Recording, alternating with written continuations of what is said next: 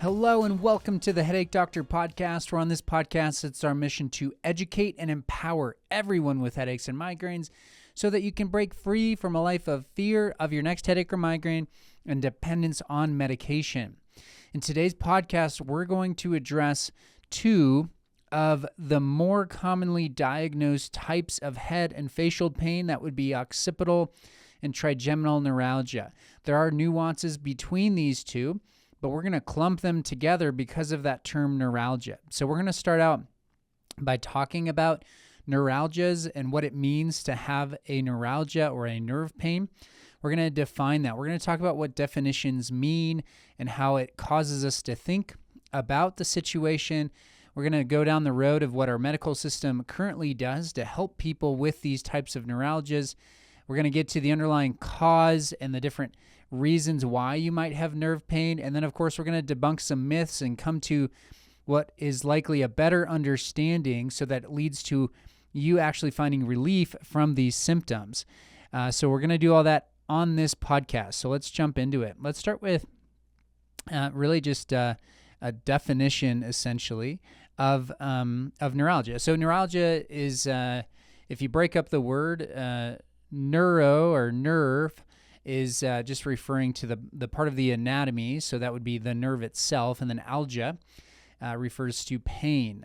So nerve pain is essentially what neuralgia as a term is describing, nerve pain. Occipital and then trigeminal. So occipital would be a nerve that runs around or along the same pathway as the occipital bone. So the occipital area of our head is the backside of our head. So the occipital nerve kind of runs up and around. You have a greater and lesser occipital nerve. And then we have the trigeminal nerve, which would refer to three branches, so trigeminal, and it's basically the eye, cheek, jaw. So you can think of it as trigeminal, three branches, picks up sensation, pain signals from the face. And then we have the occipital nerve that is going to pick up sensations, pain from the back of the head, top part of the neck. Okay? Now, just a caveat here. If you're listening to this podcast and you're like, I'm not diagnosed with trigeminal or occipital neuralgia, that's okay, because we're going to talk about nerves, we're going to talk about movement, we're going to talk about the body and the neck and all these things that are good for you to understand. And likely, even though you haven't been diagnosed with trigeminal or occipital neuralgia, you're likely experiencing the symptoms that someone with trigeminal or cervical neuralgia would also experience. And so the diagnosis oftentimes is a diagnosis based on symptoms. And so to be diagnosed with trigeminal or occipital neuralgia really just means like you have a very prominent, so trigeminal neuralgia is probably most often going to be maybe like in the temple, like sharp stabbing pain in the temple, maybe in the cheek. Occipital is going to be more the back of the head. And it's pretty common for people to describe either pain in the back of the head or pain in their temple, behind their eye.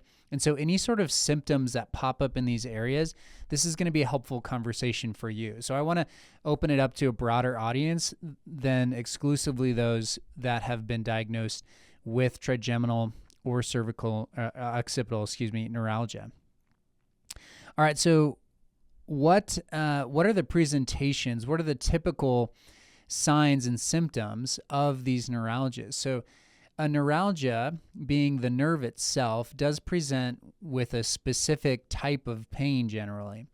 So nerves being irritated or not being able to, so basically if a nerve itself is going to say, I'm irritated, there's inflammation, I'm not happy, there's either going to be numbness, tingling, which we see in things like radiculopathies. But when it comes to algias and we're referring to pain, then we're referring to more of this sharp stabbing, maybe burning sensation that someone might experience. Sometimes it can be short-lived. The dull, achy pain that we talked about last time, that's more from muscle, is going to be more of like a longer term, potentially like it's there throughout the day, whereas oftentimes a nerve pain can be on the shorter end. So this can be described as short stabbing for seconds, 30 seconds or less. It can also be a stabbing pain in the sense of a migraine, where someone says it feels like something stabbing through my eye, and that's for a longer period of time potentially. But when we're talking about neuralgias, they oftentimes have a quick onset and are very intense. So burning, stabbing, intense pain that has a quick onset can resolve relatively quickly, not always. So sometimes people experience these for a while. But generally, when we're comparing sharp stabbing nerve type pain to like a muscle dull ache pain, the dull achy muscle is delayed, slower onset, and it'll last a longer period of time, whereas nerve pain is generally like shorter lived and more intense, but it has a quick onset. Okay, so the location and the type of pain that someone's experiencing would generally lead them or a provider to give them the diagnosis of trigeminal, meaning if it's in your face, or occipital, if it kind of like wraps up or shoots at the back of the head. And they're basically just corresponding your pain location to the nerve and then matching the type of pain you're experiencing by saying, okay, your nerve, it seems like your nerve isn't very happy in this situation. And so putting the label of occipital neuralgia, meaning the occipital nerve has pain. That's essentially what this diagnosis is saying, or the trigeminal nerve has pain. And so it really, as with a lot of diagnoses in our healthcare system, they don't tell you why. It doesn't, getting that diagnosis doesn't then explain what is wrong or why you are having pain. It basically just puts you into a category where providers can then maybe allocate specific medications to try to mitigate those symptoms. So what picture does nerve pain put in our head? And this is important because the way we communicate and the diagnosis we receive then provide an image, a picture in a patient's head of what's happening. And then there's a belief of, okay, this translates to me needing to treat this thing. Okay, so like I just mentioned, the fact that the diagnosis doesn't tell us what's actually wrong is important to understand, because when you hear the term neuralgia and you understand that as nerve pain, you think, well, the nerve is the problem, right? The nerve itself is the problem. But what I'm talking about is it's not an argument of like, is the nerve irritated or not? It's the problem of why the nerve is irritated, all right? And so if we use the diagnosis of trigeminal neuralgia, occipital neuralgia, and then the person that is receiving that diagnosis, the patient says, okay, this means my nerve has a problem, like let's treat the nerve, right? So that could lead to different types of medications that maybe have a more direct impact on nerve pain. But ultimately there's another question to be asked here, which is, why is the nerve irritated in the first place? Again, in our healthcare system, they're more okay with this idea of just like a spontaneous pain presentation, and then we're just going to treat the pain. I mean, that's a lot of what migraine treatment is, a spontaneous neurological event that they're saying, like, we just need to treat the symptoms because this is neurological. Whereas we need to ask, like, why is this actually happening?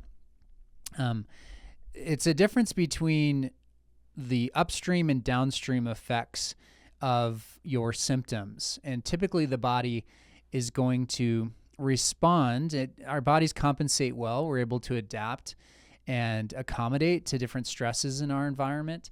And so we generally don't feel problems on the front end. So upstream, we don't feel, the symptoms aren't necessarily there. And so oftentimes in our healthcare system, we're waiting for the downstream symptoms to pop up. And then we don't necessarily ask, like, well, why does this patient have these symptoms? Like, what's happening upstream that's been there for years to cause these? We basically just look at, like, oh, the nerve's irritated, let's treat the nerve. All right. And so it's an important distinction. The negative side of this is potentially someone thinking like, well, my nerve hurts and there's inflammation around the nerve, so we need to treat the nerve. and potentially neglecting to understand the big picture of why the nerve is actually impacted. The nerve treatment in this scenario could be something like an injection, even a surgical procedure in order to free the nerve up, which feels like, okay, if it's a nerve problem, then we need something that directly impacts the nerve, but there's more to it than that, and that's what we'll talk about. And so it's basically, it could be potentially, so the diagnosis isn't wrong, but it could be potentially deceptive and too narrow in the sense of we're not looking at the big picture. We're basically putting this image in people's heads that the rest of their body's essentially fine. It's just like this nerve is angry, okay? And that's not how we experience pain. Pain is not perceived in isolation like that. And our body systems don't work like that. And so we need to zoom out and understand what's actually happening.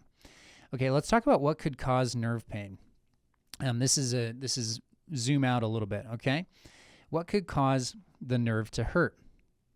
And so we look at things like potentially on rare occasions, this would be something like shingles or herpes zoster, okay? So this would be a viral origin. There's a specific virus that's impacting that nerve. Usually this is like at the nerve root level, and so if you've had shingles, it's very painful. The nerve hurts.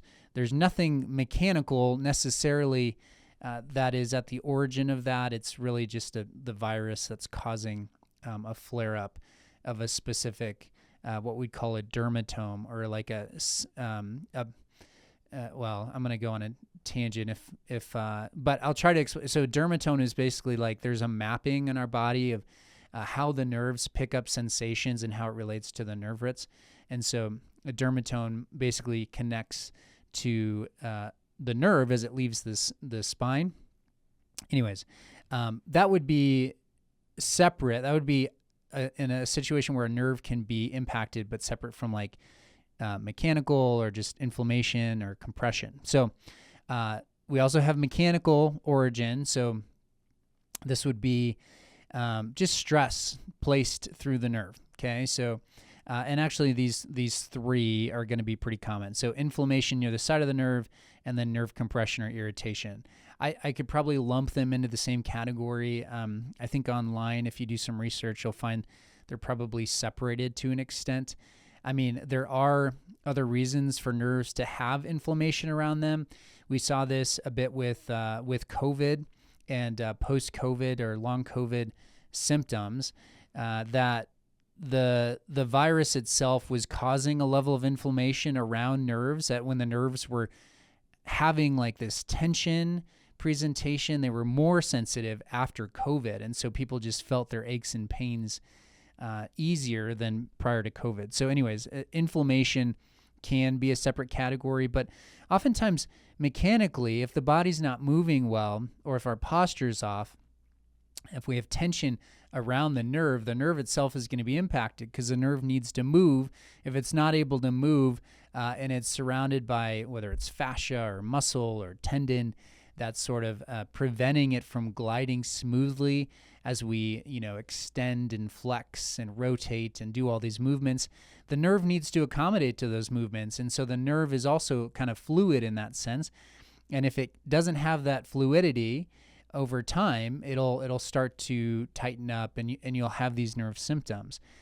Again, inflammation can come about because of that. Inflammation from irritated joints, muscles, the body's response to irritation and that stress over time can be local inflammation.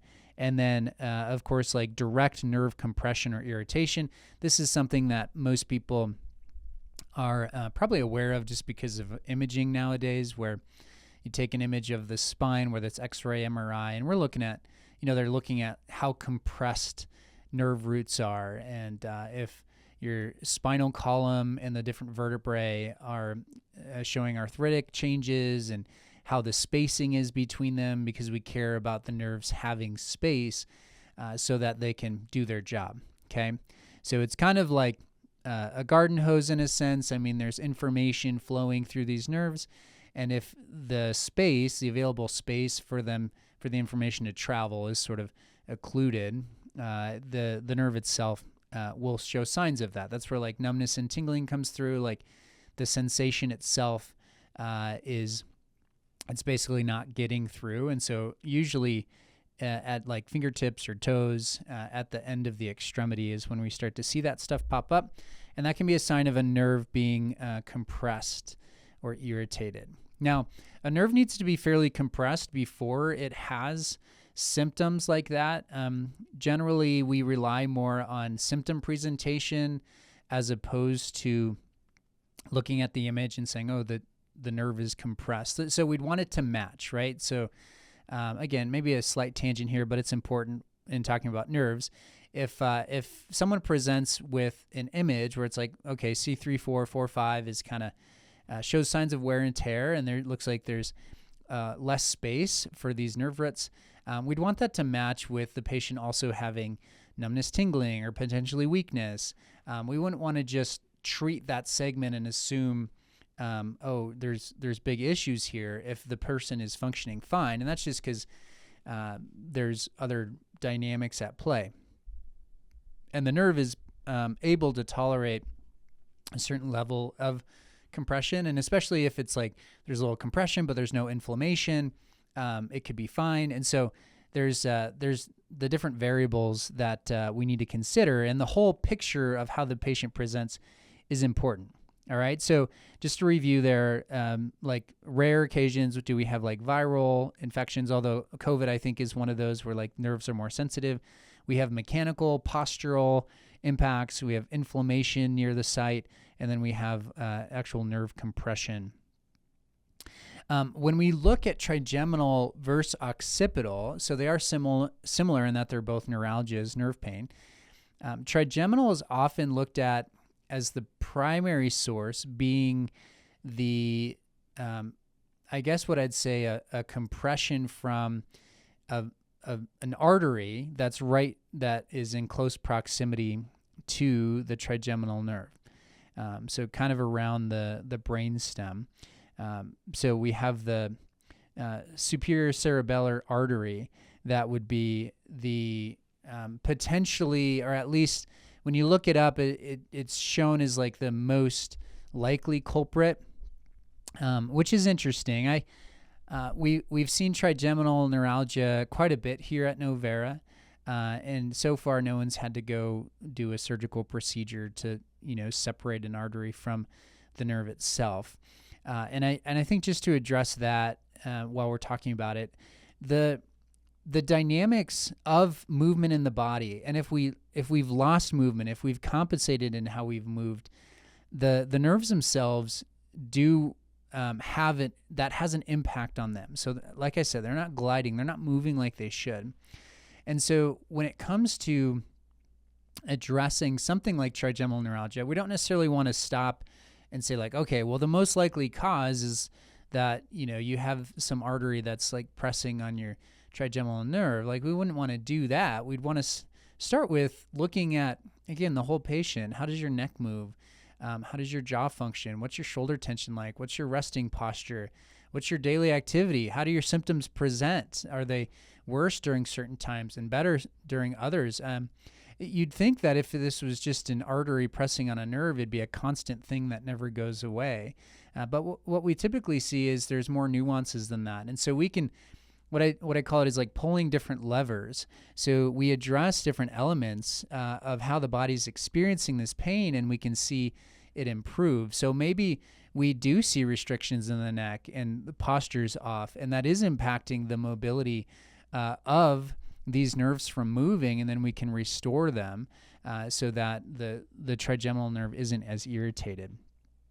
So we'll talk more about that in treatment. But essentially what we're missing here, if we stop at just thinking about the nerve and like the nerve being the problem, a couple things. We miss the understanding of pain pathways and referred pain. Okay, so oftentimes the trigeminal neuralgia is thought to be separate issue from occipital neuralgia, but when we look at where these nerves come together, there's actually a nucleus in the brainstem that gathers this information both from the back of the head and the front of the head, anywhere between kind of the base of the skull to C3, will pick up info through that occipital nerve and then also through the trigeminal nerve.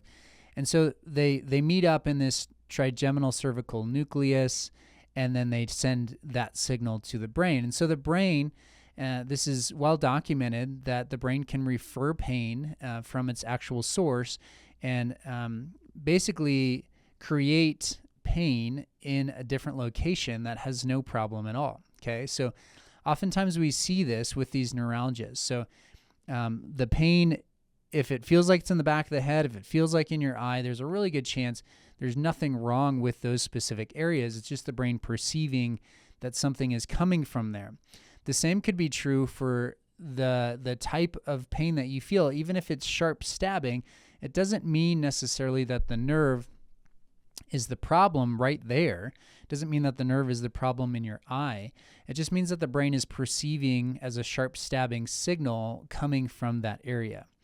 And so we want to understand pain pathways, because we might lose the forest for the trees. And if we zoom out and say, okay, there is a chance that this is a referral pattern from somewhere else, then we open up opportunities for this actually being an upper neck issue, because we had to ask the question, where in the body could be sending a message to the brain that the brain's confusing and interpreting as eye pain or trigeminal neuralgia. And the upper part of the neck is fair game for that. And that's what we're seeing all the time here at Novera. So the upper part of the neck has that inflammation, has the irritation. Potentially the nerves aren't happy, but the brain is getting that signal, and it's perceived as a sharp stabbing pain behind the eye. Okay. So what I'm trying to say here is we've worked on plenty of people with trigeminal and occipital neuralgia and never actually directly impacted their nerve. We've just restored how they function through their neck, through their shoulders, reduced tension, improved posture, and those things reduce their symptoms, whether it's improving the ability for the nerve to do its job, or if it was just those things were the problem in the first place and the brain was perceiving this pain as being more of a nerve type of pain. Okay, so we have to understand pain patterns. We have to look at pain as not being something that can necessarily be trusted exclusively, like the location can't necessarily be trusted, even the type of pain, because pain is subjective. Our body and our brain kind of chooses to acknowledge it or not, and then the intensity of it.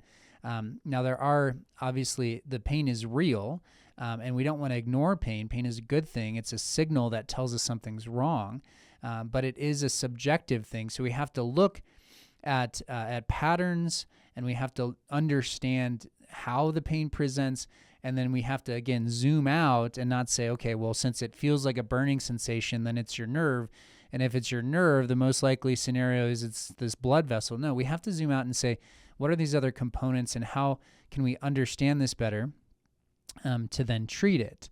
And we're finding good results with just improving how the body's functioning, because we see that nerves are impacted when our body doesn't function like it should. Okay. So what comes down to then is treatment that's actually less invasive. That's not injections or surgery. If we truly understand why the nerves are not happy, and we look and we zoom out and we think upstream and we say, okay, the neck hasn't been moving well, and look at all this shoulder tension, and this person sits most of the day. Maybe they aren't as active as they should be, or what would be recommended. And so we take all this information, or we say, like, they have a higher level of inflammation. I mean, post-COVID, we've seen several patients like that. But we take all this information and we say, okay, here's the things that we can work on. And we move towards health when it relates to mobility, the musculoskeletal system, and just general exercise. And then we see that these dynamics of stress and tension that were impacting these things in the first place start to reduce. And so there's a lot of things that you can just actively change and do, and a lot of those things we talk about on our virtual coaching. And then in person, we do a lot of hands-on treatment to specifically restore function and mobility in these joints that aren't moving like they should. And these joints are in close proximity specifically to the occipital nerve. And so we want to look at like the things that surround these nerves and how can they be improved. Improving neural mobility, so that fluidity of the nerve itself throughout the body, we can improve that. And so we want to go on a journey of changing that. And we want to do all these things before we ever get to a point where we're considering like injecting something or doing some surgical procedure. And the patients that we have the opportunity to help, like I said, I've yet to send someone out for an injection or some sort of surgical procedure because they find relief. And I don't think that, me saying that, it may sound like, wow, that's potentially a shock or surprise. Maybe not, but it's our healthcare system set up so like we go from, you have pain, it feels intense. We say you have trigeminal neuralgia, then we're talking about like injections, pharmaceuticals, potentially surgery. Like it just escalates so quickly. And we sort of miss just these general principles that can really be impactful in people's lives. And then the specifics of evaluating and treating the neck appropriately. Okay, so what are the big takeaways here? That just because you have nerve pain, it doesn't mean you need an injection or surgery specific to the nerve, okay? There's other things that impact the nerve, things that are, I don't know if I'll use the term relatively easy. It does take work, but they're less invasive and things that are very practical, things that you can change today to help your situation. Nerves are impacted by loss of movement or dysfunction. Just as much as like joints and muscles. So it's probably easier for people to think, oh, my muscle hurts or my joints hurt, and think that's a movement problem. Maybe I need to improve strength or mobility, or I just need to be more active throughout the day. But nerves seems to almost be in a separate category for people, but let's clump it in there because nerves do have an impact when we don't move like we should. And then third, there are conservative methods that we should be using first. And I think if we apply these methods first, it's almost going to be very rare that we have someone going through something more invasive. And that could even be like pharmaceuticals. I mean, if we catch this stuff soon enough, people might not feel the need for meds because we're seeing change relatively quickly. All right, so there you have it. There's occipital and trigeminal neuralgia. The goal of this podcast is to infuse hope into your situation. So I hope that this provided that for you. As always on this podcast, we're looking to grow. We had a huge boost in numbers the past couple of weeks, and that's thanks to you guys sharing these episodes, boosting the algorithm. If you like it, if you share it, if you subscribe to the weekly podcast, that's fantastic. As always, it's our mission to educate and empower everyone with headaches and migraines so that you can break free from a life of fear of your next headache or migraine and dependence on medication. We'll see you next week.